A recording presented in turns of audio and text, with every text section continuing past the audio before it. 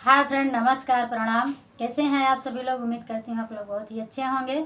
मैं पूनम गुप्ता अपने RP Gupta YouTube channel पर आप सभी का तहे दिल से स्वागत करती हूँ। और मैं आज आप सभी के बीच में एक बहुत ही प्यारा छठी मैया का गीत लेकर आई हूँ। और गीत मेरा कैसे लगेगा, गीत अच्छा लगे तो प्लीज़ लाइक कमेंट शेयर ज़रूर करना और कमेंट बॉक्स में ज़रूर बताना कि गीत मेरा कैसा है। तो आइए सुनिए मेरे इस गीत को।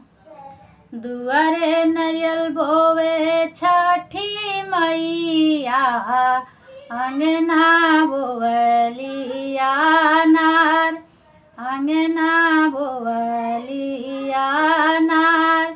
उड़ते अइले हरिल सुगनावा, बैठे या नरवा की डार, बैठे या नरवा की डार। कुछ फल खइले सुगनवा, कुछ भुइया गिराय, कुछ भुइया गिराय। मचिया बैठी है छठी मैया, रोवै रुदना पासार। मचिया बैठी छठी मैया, रोवै रुदना पासार, रोवै रुदना पासार। घोड़वा चढ़ल अइले सूरज मल, पूछे छठी बहना से बात, पूछे छठी बहना से बात। कौने गुना बहना ना लोरवा, कौने गुना रुदना पासार, कौने गुना रुदना पासार।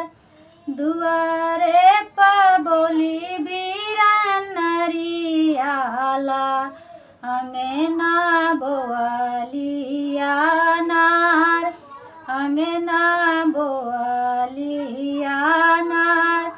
उड़ा के अइले एक सुगना, बैठे या नरवा की डार, बैठे या नरवा की डार।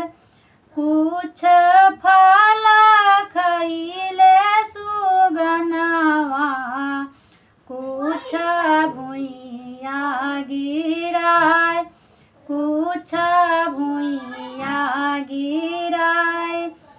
कैले बरबद मोर फूलवरिया,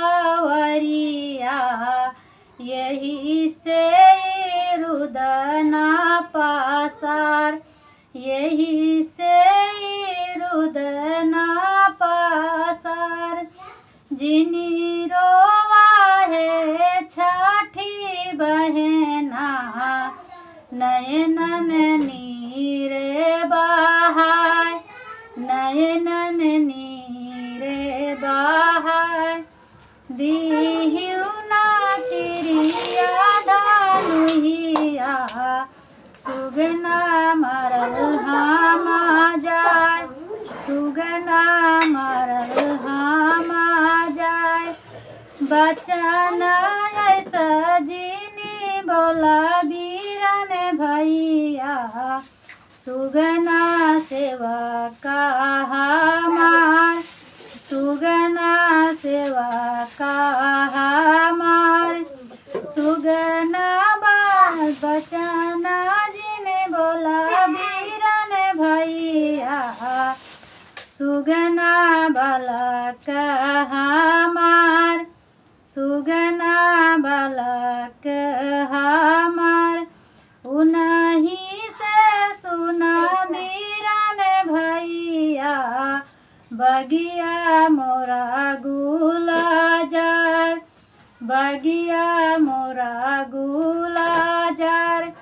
ओ नहीं से सुना मोरा बीरन भैया, अंगना मोरा गुला